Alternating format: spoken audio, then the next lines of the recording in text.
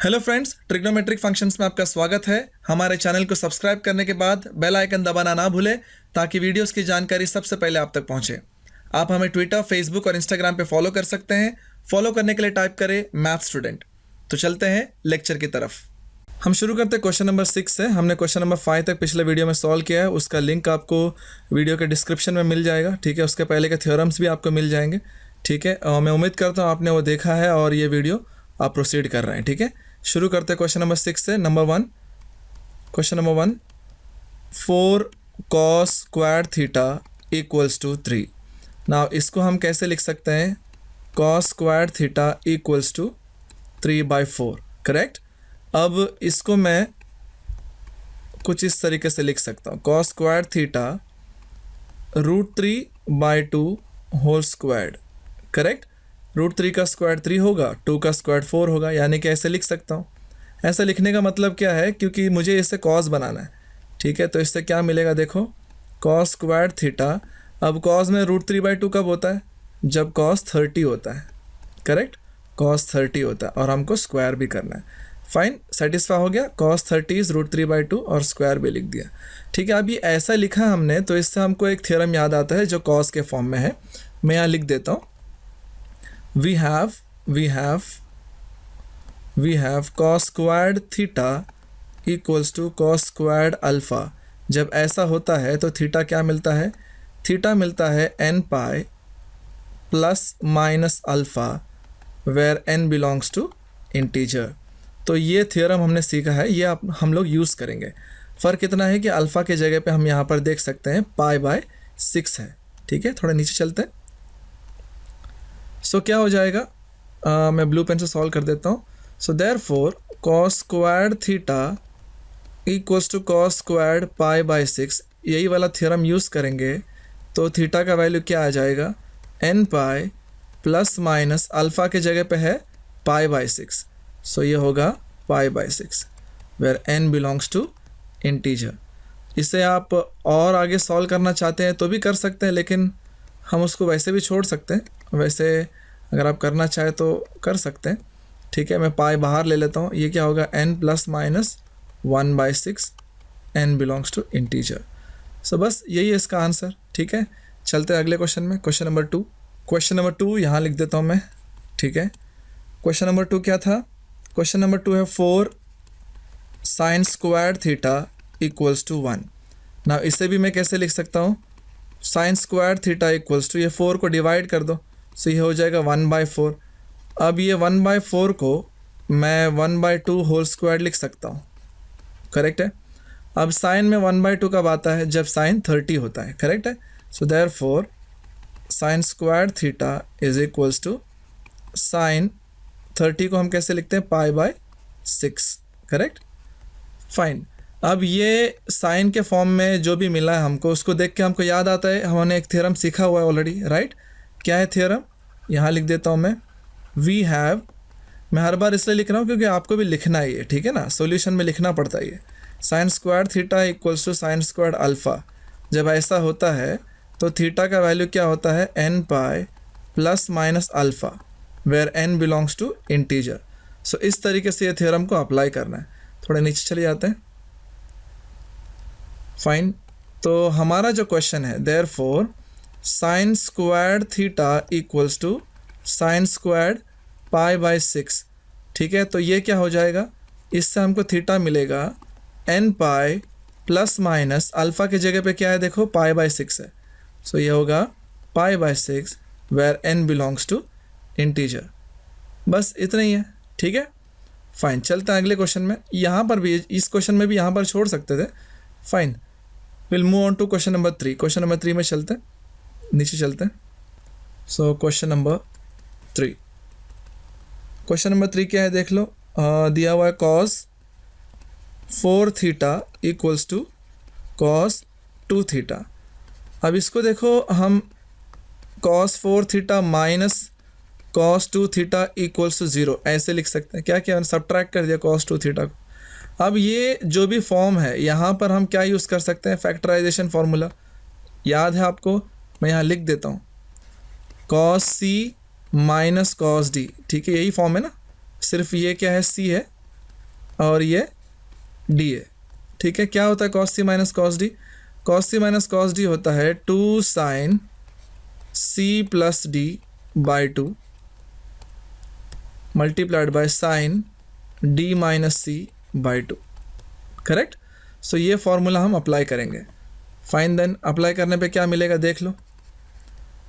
Sign 2 sine C plus D, हमारा C तो 4 theta है, 4 theta plus 2 theta divide by 2, correct.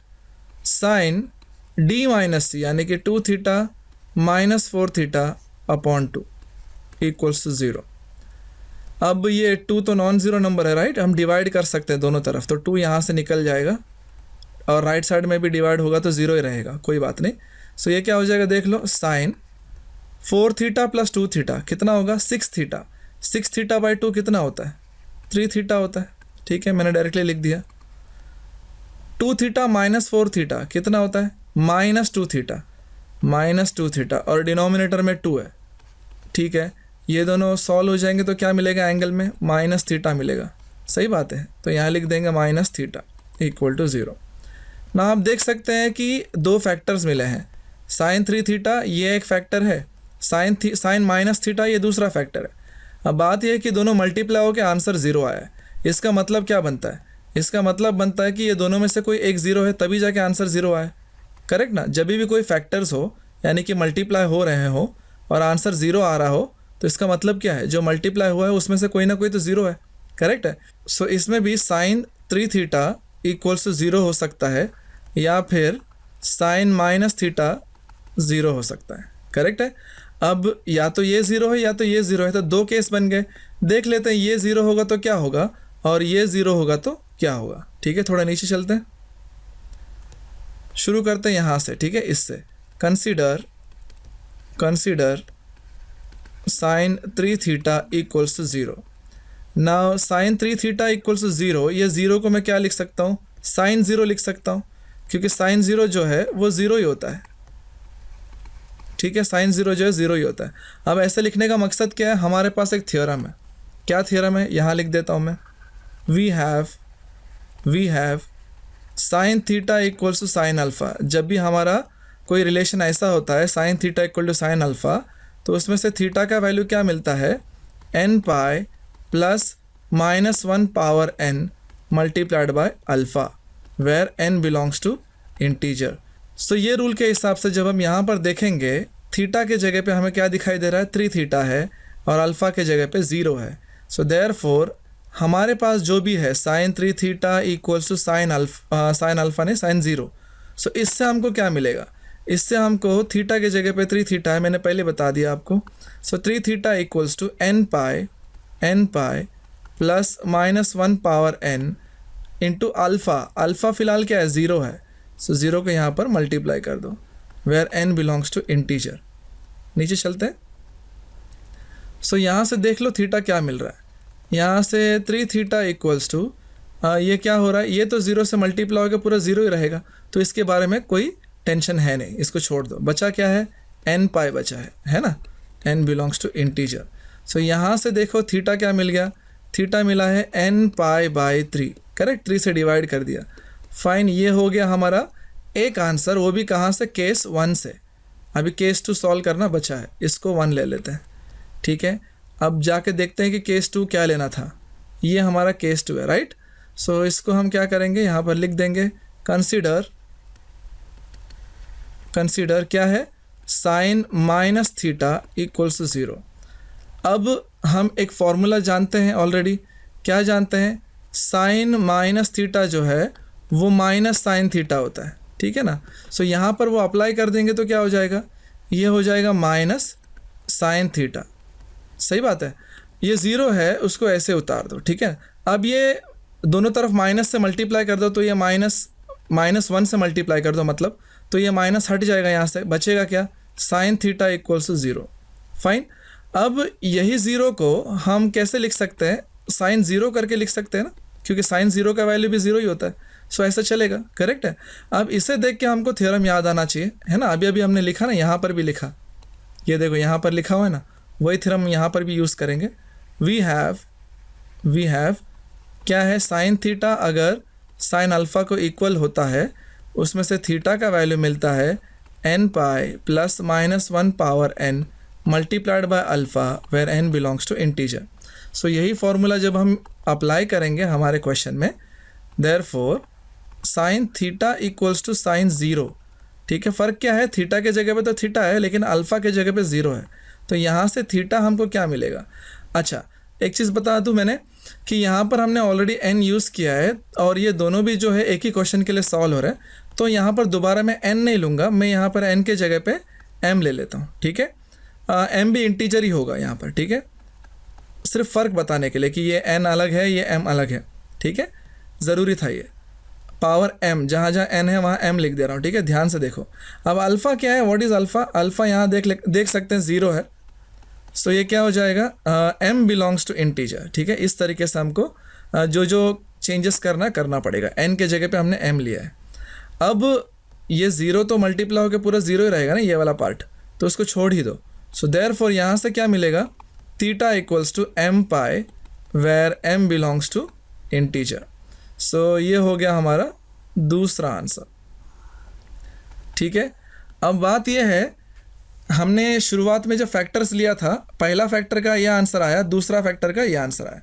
ठीक है, लेकिन अपन दोनों को ऐड करके हमको बताना पड़ेगा, यानी कि जोड़ के बताना पड़ेगा कि आंसर क्या है। तो इसको पहले समझना पड़ेगा हमको। ठीक है, यहाँ पर देख सकते हैं थीटा का वैल्यू क्या है, n पाई बाई 3। अगर मैं यहाँ पर एक काम करता हूँ, नंबर लाइन पे दिखा देता हूँ। सपोज ये थीटा का वैल्यूज़ है। ठीक है, n अगर मैंने 1 लिया, ठीक है, तो क्या होएगा, पाई बाई 3। ठीक है, थीटा का वैल्यू पाई बाई 3 होगा। n अगर 2 लूँगा तो थीटा का वैल्यू होगा 2 पाई बाई 3। n अगर 3 लिया तो 3 3 कैंसिल, थीटा का वैल्यू होगा पाई। ऐसे अगर 4 लिया सो ये हो जाएगा 4 पाई बाई 3। 5 लिया तो 5 पाई बाई 3। 6 लिया तो 3 और 6 कैंसिल होकर 2 बचेगा, 2 पाई। तो ऐसा चलता जाएगा जब तक आप इंटीजर लेते जाओगे, है ना। अब यहाँ पर से हमको क्या समझ में आया, थीटा का जो वैल्यू है n के हिसाब से क्या क्या आ रहा है। वैसे तो मैंने नेगेटिव इंटीजर्स लिया नहीं है, वो भी रहेगा।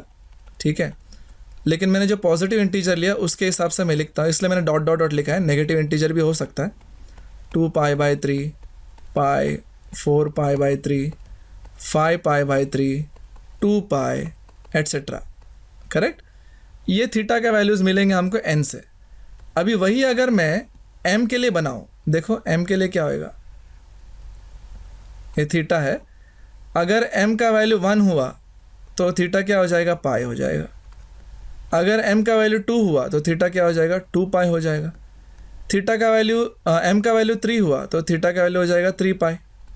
सो इस तरीके से m के वजह से थीटा का वैल्यू क्या क्या आ रहा है, पाई, 2 पाई, 3 पाई एट्सेट्रा, और इसके पहले भी कुछ वैल्यूज़ होंगे। ठीक है, इसलिए मैंने इधर भी डॉट डॉट डॉट डाल दिया। अब हमको क्या समझना है कि ये जो थीटा का वैल्यूज़ है, पाई, 2 पाई, 3 पाई वगैरह, वो इसके अंदर भी मिलेंगे। आप देख सकते हैं ना, मैं रेड पेन से दिखा देता हूँ। ये देखो, इधर पाई था, इधर 2 पाई मिला है, ऐसा 3 पाई भी मिलेगा, 4 पाई भी मिलेगा, यानी कि ये सारे के सारे वैल्यूज़ इसके अंदर तुमको मिल जाएंगे। ठीक है, यानी कि क्या, इन दोनों को जोड़ना है तो कैसे जोड़ना पड़ेगा, मैं बता देता हूँ। अभी दोनों का यूनियन लेना पड़ेगा। ठीक है, दोनों का यूनियन लेना पड़ेगा यहाँ पर। ठीक है, ओके। तो हमको ये समझ में आता है, हमको आंसर चाहिए तो थीटा n और थीटा m को यूनियन करना पड़ेगा। करेक्ट, यानी कि ये सेट और जो ऊपर जो मिला है सेट, एक मिनट दिखा देता हूँ। हाँ, यहाँ पर जो सेट मिला है उन दोनों का यूनियन करना पड़ेगा। अब यूनियन करने से क्या समझ में आ रहा है कि जो जो थीटा m के अंदर है वो सब के सब थीटा n के अंदर है, तो यूनियन करने पे भी क्या आएगा, थीटा n ही आएगा। करेक्ट है, क्योंकि ये थीटा m पूरा का पूरा थीटा n के अंदर है। सो इसका मतलब क्या हुआ, आंसर क्या आएगा, जो n का हमको मिला है सपोर्ट, जो n का सपोर्ट मिला है यहाँ पर, वही उसका आंसर होगा। सो यानी कि फाइनल आंसर क्या होगा, देयरफॉर यहाँ से क्या समझ में आया, थीटा का वैल्यू क्या होगा, थीटा का वैल्यू होगा n pi by 3 where n belongs to integer. यानी कि जो n के वजह से मिला है उसी को हम आंसर कंसिडर कर सकते हैं। ठीक है, बेसिकली ये जो है ये इसके अंदर है, तो इसलिए इसको अलग से लिखने की ज़रूरत नहीं है। ठीक है, तो ये हमारा आंसर हो गया। फाइन, तो चलते हैं क्वेश्चन नंबर 7 पे। क्वेश्चन नंबर 7 में 3 सब क्वेश्चन दिए हैं और यहाँ पर भी हमको जनरल सोल्यूशन निकालना है। तो शुरू करते हैं क्वेश्चन नंबर 1 से। हमको दिया हुआ है sine theta equals to tan theta. तो टैन थीटा को हम लिख सकते हैं sine theta by cos theta. सही बात है। यहाँ से हम एक काम करते हैं, कॉस थीटा को क्रॉस मल्टीप्लाई कर लो साइन के साथ। सो क्या होगा, sine theta multiplied by cos theta और राइट साइड में बचेगा साइन थीटा। सही बात है। अब सब्ट्रैक्ट कर लो साइन थीटा को भी। तो sine theta cos theta minus sine theta equals to 0 बचेगा। करेक्ट है। अब इसमें से साइन थीटा कॉमन ले लो तो क्या बचेगा यहाँ पर, कॉस थीटा -1 इक्वल्स टू 0। अब ये सिचुएशन बिल्कुल सिमिलर हो गया क्वेश्चन नंबर 6 वाला थर्ड क्वेश्चन से। क्या हो गया है, 2 फैक्टर्स मिला, आंसर 0 आया। इसका मतलब क्या है, इसका मतलब है या तो ये 0 है या तो ये वाला फैक्टर 0 है। करेक्ट ना। 2 फैक्टर्स यानी कि 2 चीज़ें मल्टीप्लाई होकर आंसर 0 आया, यानी कि मतलब क्या है, या तो ये 0 होगा या तो ये 0 होगा। अब जब मान लो ये 0 होगा तो आंसर क्या होगा पता लगाना पड़ेगा। वैसे हम इसके लिए भी करेंगे। ठीक है, तो पहला यहाँ से शुरू करते हैं। Consider sine theta equals to 0। अब ये 0 को मैं एक काम कर सकता हूँ, साइन 0 लिख सकता हूँ। करेक्ट, क्योंकि साइन 0 भी 0 ही होता है। अब ऐसा लिखने का क्या मतलब हुआ, क्योंकि हम यहाँ पर थ्योरम यूज़ कर सकते हैं। राइट, कौन सा थ्योरम, यहाँ लिख देता हूँ मैं। We have sine theta equals to sine alpha. जब भी ऐसा हो, थीटा का वैल्यू आएगा n pi plus -1 power n multiplied by alpha, where n belongs to integer. So इस तरीके से होगा। अब हम ये फॉर्मूला अप्लाई कर लेंगे। ठीक है, तो हमारा क्वेश्चन क्या बनेगा, therefore sine theta equals to sine 0। यहाँ से हमारा थीटा का वैल्यू क्या मिलेगा, n pi plus -1 power n। अब अल्फ़ा देख लो, अल्फ़ा तो कंपेयर करके देख लो 0 है ना, अल्फ़ा की जगह पे 0 है, तो यहाँ 0 लिखना पड़ेगा, n बिलोंग्स टू इंटीजर। अब ये 0 जब मल्टीप्लाई होगा ये पूरा पार्ट 0 होगा, तो इसका तो कोई यहाँ पर हक है नहीं। तो बचेगा क्या, थीटा इक्वल्स टू n पाई। नीचे चलते हैं। सो देयरफॉर थीटा का वैल्यू क्या मिल गया पहले केस से, n पाई, और n जो है वो इंटीजर है। ठीक है, फाइन। सो ये हो गया हमारा पहला केस से जो भी हमको आंसर मिला है। अब दूसरा केस देखो, ये है कॉस थीटा -1 इक्वल टू 0। तो उसको कंसिडर कर लेते हैं। Consider cos theta -1 equal to 0, जिसको कॉस थीटा इक्वल्स टू 1 लिख सकते हैं, है ना। अब ये 1 के जगह पे मैं क्या लिख सकता हूँ, कॉस के फॉर्म में। हम जानते हैं कि कॉस 0 जो है वो 1 होता है। सही बात है। अब यहाँ पर हमको थ्योरम पता है कौन सा यूज़ करना है, वो लिख देता हूँ मैं। We have cos theta equals to cos alpha. जब ऐसा होता है तो थीटा का वैल्यू होता है 2n pi plus minus alpha, where n belongs to integer. इस तरीके से होता है। सो ये थ्योरम जब अप्लाई करेंगे तो ये देखो क्या हो जाएगा, देयरफॉर हमारे पास जो है cos theta equals to cos 0। यहाँ से क्या मिलेगा, यहाँ से theta equals to 2n pi plus minus theta, alpha क्या है, अल्फ़ा 0 है, यहाँ पर लिख देंगे। सो ये होगा n बिलोंग्स टू इंटीजर। अब इसी को थोड़ा और सिंप्लीफाई करने की कोशिश करेंगे तो थीटा क्या मिलेगा, थीटा मिलेगा 2n pi, where n belongs to integer. अब बात यह है कि ये n और ये n जो है, हाँ हम ये नहीं बोल सकते कि दोनों सेम है। तो एक काम करते हैं, इसको मैं m ले लेता हूँ। ठीक है, कोई और इंटीजर फॉर्म में ले लेता हूँ। ठीक है, यानी कि ज़रूरी नहीं मैं यहाँ पर n1 लिया तो यहाँ पर भी मुझे n1 लेना पड़ेगा, इसलिए मुझे m लिया मैंने, ये बताने के लिए कि ये n और m जो है दोनों इंटीजर है, लेकिन सेम होंगे या नहीं होंगे ये बोल नहीं सकते ना। अगर सेम होते तो मैं n लिख देता। ठीक है, अब ये बोल नहीं सकते, इसलिए मैंने इधर m ले लिया, उधर n ले लिया। अब ये दोनों को जोड़ के लिखना है। ठीक है, तो पहले इसके बारे में देख लेते हैं। अगर थीटा n पाई हुआ तो देख लेते थीटा का वैल्यू क्या क्या आएगा। ठीक है, मान लो ये थीटा है और ये n है। थीटा का वैल्यू n का वैल्यू 1 हुआ तो थीटा आएगा पाई, 2 हुआ तो 2 पाई आएगा, 3 हुआ तो 3 पाई, करेक्ट, 4 हुआ तो 4 पाई, 5 हुआ तो 5 पाई। इस तरीके से मिलता जाएगा जैसे जैसे आप n चेंज करते जाओगे। अब इसका मतलब क्या हुआ, थीटा एन के अंदर क्या क्या वैल्यूज़ होंगे। अब ये इंटीजर है तो मैंने नेगेटिव भी ले सकता था, लेकिन लिया नहीं मैंने एन का वैल्यू। तो ठीक है, मान लो मैंने एन नेगेटिव ले चुका था, ऐसा मान के चलेंगे। सिर्फ ये वाला वैल्यू कंसिडर करेंगे। क्या क्या आएगा, पाई, 2 पाई, 3 पाई, करेक्ट ना, 4 पाई, 5 पाई, ऐसा हमको और भी मिलेंगे। वही अगर मैं इसका नंबर लाइन पे देख लूँ थीटा का क्या होगा। सो ये थीटा है, ये एम अगर 1 डालेंगे तो थीटा मिलेगा 2 पाई, एम अगर 2 डालेंगे तो थीटा मिलेगा 4 पाई, एम अगर 3 डालेंगे तो थीटा मिलेगा 6 पाई। आप यहाँ पर देख सकते हो एम डालने के बाद जो थीटा के वैल्यू मिल रहे हैं वो सब इसके अंदर भी है, करेक्ट ना। देखो 2 पाई है, 4 पाई है ना, है कि नहीं, है देखो 2 पाई इधर है, 3 पाई, 4 पाई इधर है, 6 पाई भी मिल जाता। तो इसका मतलब क्या है, यहाँ पर लिख देता हूँ मैं, theta m equals to dot dot dot 2 pi, 4 pi, 6 pi et cetera. अब बात यह है कि मैं थीटा एम अलग से क्यों लिखूं जब थीटा एम थीटा एन के अंदर ही है ना। यानी कि क्या यूनियन भी लूँगा ये दोनों सेट का, थीटा एन और थीटा एम का यूनियन लूँगा तो भी मुझे क्या मिलेगा, थीटा एन ही मिलेगा। यानी कि जो आंसर यहाँ से मिल रहा है वो काफ़ी है। सो फाइनली क्या करेंगे, हम इसको कंपेयर करके हमको समझ में आ गया कि ये वाला आंसर काफ़ी है। सो यानी कि एन वाला आंसर काफ़ी है। तो यहाँ पर लिख देंगे therefore theta equals to n pi where n belongs to integer. ठीक है, सो ये हो गया हमारा फर्स्ट क्वेश्चन। चलते हैं अगले क्वेश्चन में, नीचे चलते हैं। क्वेश्चन क्या दिया है, tan cube theta equals to 3 tan theta. इसमें देखो क्या कर सकते हैं, tan क्यूब थीटा माइनस कर दो 3 tan थीटा को इक्वल्स टू 0। अब इसमें से हम tan थीटा कॉमन ले सकते हैं तो क्या बचेगा, tan square theta minus 3 equals to 0। अब यहाँ पर देख सकते हैं, यहाँ पर भी ये भी एक फैक्टर है, ये भी एक फैक्टर है, करेक्ट है ना। जब दो फैक्टर्स मल्टीप्लाई होकर 0 आया तो दोनों में से कोई भी एक 0 हो सकता है। यानी कि tan थीटा 0 हो सकता है, या फिर tan स्क्वायर थीटा माइनस 3 ये भी 0 हो सकता है।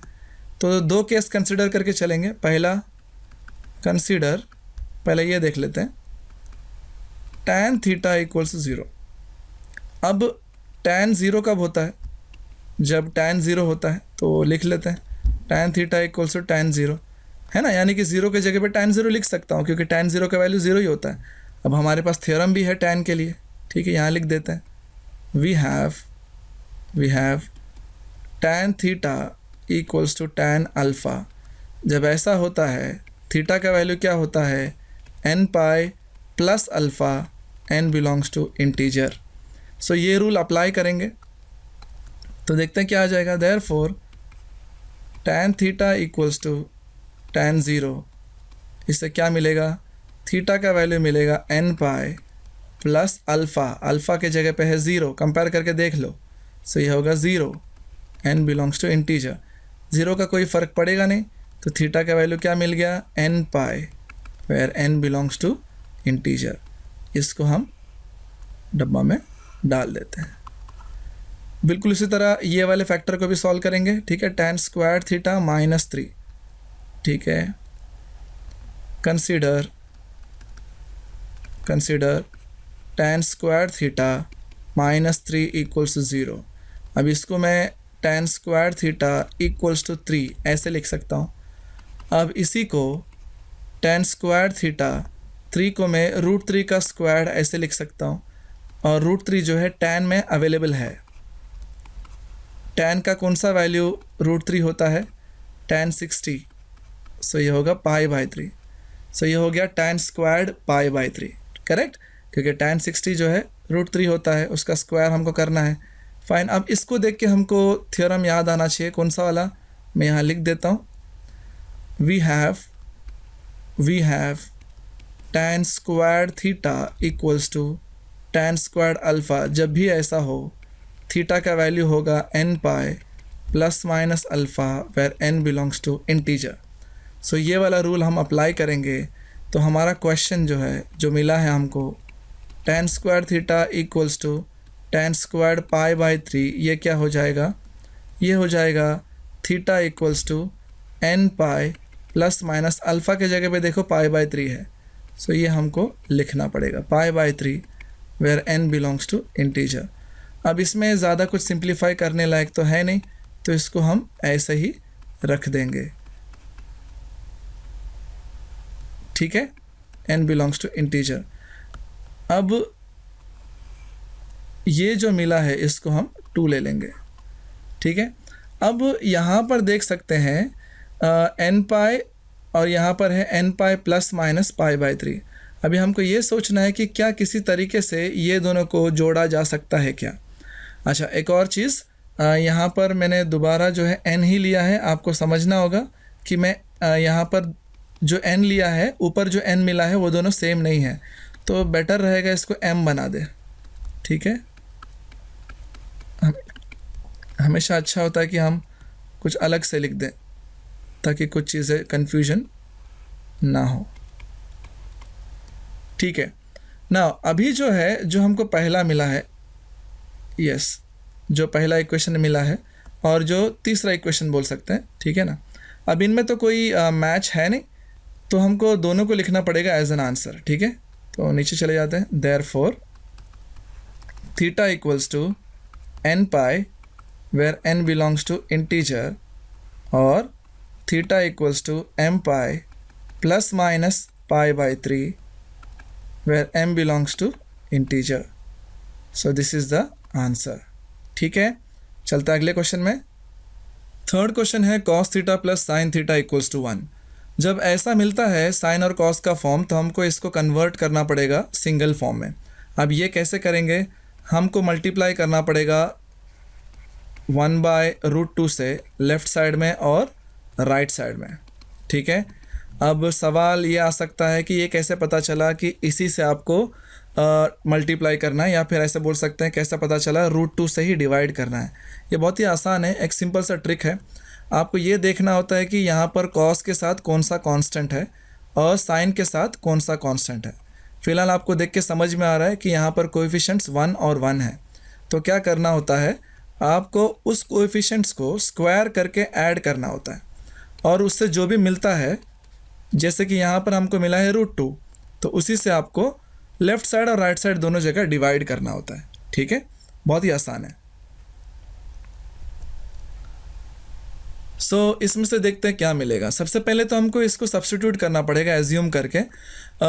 मान लो ये जो वैल्यू है इसको हम मान लेते हैं cos π/4, क्योंकि cos 45 1/√2 होता है, और इसको हम मान लेंगे sin π/4, क्योंकि sin π/4 भी 1/√2 होता है, ठीक है ना। अब ऐसा ही क्यों सिलेक्ट किया, क्योंकि अभी हमको एक फार्मूला चाहिए था बनाने के लिए, तो हम देख सकते हैं क्या फार्मूला बनेगा यहाँ पर, ठीक है। ये हो जाएगा cos π/4 multiplied by cos theta, correct, plus इसके जगह पे sin π/4 multiplied by sin theta equals to 1/√2। अब ये कौन सा फार्मूला बन गया, आपको याद होना चाहिए।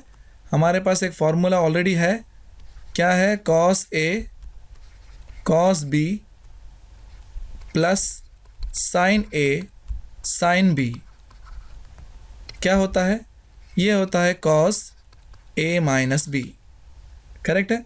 तो ये वाला फॉर्मूला अप्लाई कर देंगे, ठीक है। देखते हैं क्या होता है। आगे बढ़ने से पहले एक सवाल का जवाब दे देता हूँ जो आपको डाउट आ सकता है कि इसे क्यों नहीं लिया sin π/4, ठीक है, इसे ही क्यों लिया है, गेटिंग इट। सो बात यह है कि आप इसे भी ले सकते थे sin π/4, इसे cos π/4 ले सकते थे। फ़र्क इतना होगा कि फॉर्मूला यहाँ पर दूसरा आ जाएगा, ठीक है, लेकिन सॉल्व ज़रूर होगा, आंसर वैसे ही आएगा, ठीक है। आप एक बार अलग से खुद से सॉल्व करके देख लेना, ठीक है, जैसा मैंने किया वैसा नहीं, उल्टा करके, यानी कि इसको साइन ले लेना, इसको कॉस ले लेना और देखना क्या आता है और सॉल्व करके कोशिश करना, आंसर वही आना चाहिए, ठीक है, फाइन। सो ये फार्मूला अप्लाई कर देंगे, ठीक है। फ़िलहाल कन्वीनियंस के लिए मैं इसको A मान लेता हूँ, ठीक है, और इसको B मान लेता हूँ। वैसे यहाँ पर जो है ये B हो जाएगा, ये A हो जाएगा, फ़र्क तो कुछ पड़ेगा नहीं, ठीक है। सो ये क्या हो जाएगा, cos A माइनस B, यानी कि theta minus π/4, correct, equals to 1/√2। इसको भी मैं cos में ले लेता हूँ, ठीक है, इसको मैं cos π/4 ले लेता हूँ। अब ये दोनों cos में होने के वजह से हमारे पास एक थ्योरम है वो अप्लाई कर देंगे, करेक्ट। कॉज वाला थ्योरम है ना, यहाँ लिख देता हूँ मैं। We have cos theta equals to cos alpha. जब ऐसा होता है थीटा का वैल्यू होता है 2n pi plus minus alpha, where n belongs to integer. यही चीज़ अप्लाई करेंगे, ठीक है। तो देखो क्या हो जाएगा, ब्लू पेन ले लेता हूँ मैं। देयरफॉर कॉस, अब थीटा की जगह पे हमारे पास है theta minus pi by 4 equals to cos alpha के जगह पे है पाई बाई 4। सो इसके वजह से थीटा क्या आना चाहिए हमारा, थीटा तो देखो थीटा की जगह पे थीटा माइनस पाई बाई 4 है, तो वो पूरा लिखना पड़ेगा।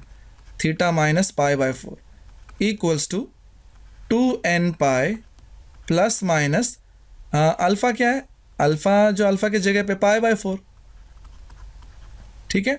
थोड़ा नीचे चलते हैं। सो अभी देख लेते हैं क्या आएगा। तो यहाँ से थीटा माइनस पाई बाई 4 दो वैल्यूज़ आ गए, देखो। एक है 2n pi plus pi by 4 और ये वाला theta minus pi by 4 equals to 2n pi minus pi by 4, correct, where n belongs to integer. Fine.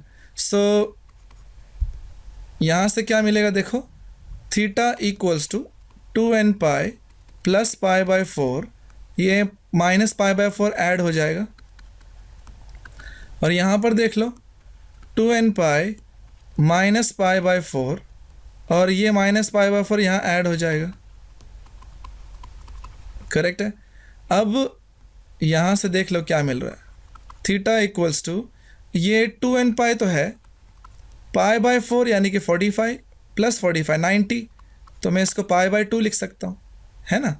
और यहाँ पर देख लो पाई बाई 4 माइनस वाला है और ये प्लस वाला है, दोनों कैंसिल हो जाएंगे, बचेगा क्या, सिर्फ 2n pi, n belongs to integer. So इस तरीके से ये सॉल्व हो गया, ये इसका आंसर है, ठीक है। चलते हैं अगले क्वेश्चन में।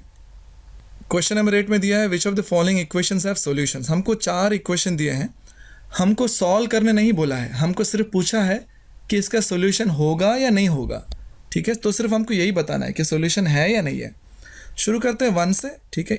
एक काम करता हूँ, यहीं पर बता देता हूँ, ठीक है। cos टू थीटा माइनस 1, अब cos टू थीटा माइनस 1 के जगह पे मैं cos 0 लिख सकता हूँ। अब ये माइनस cos 0 जो है उसको क्या कर सकता हूँ, हमारे पास एक फॉर्मूला है, क्या फॉर्मूला है, cos pi minus theta equals to minus cos theta, यानी कि अगर माइनस cos थीटा चाहिए तो cos पाई माइनस थीटा करना पड़ेगा। तो इसी को अगर मैं यहाँ पर अप्लाई करूँगा तो देखो क्या आ जाएगा। फ़िलहाल मेरा थीटा क्या है, थीटा 0 है।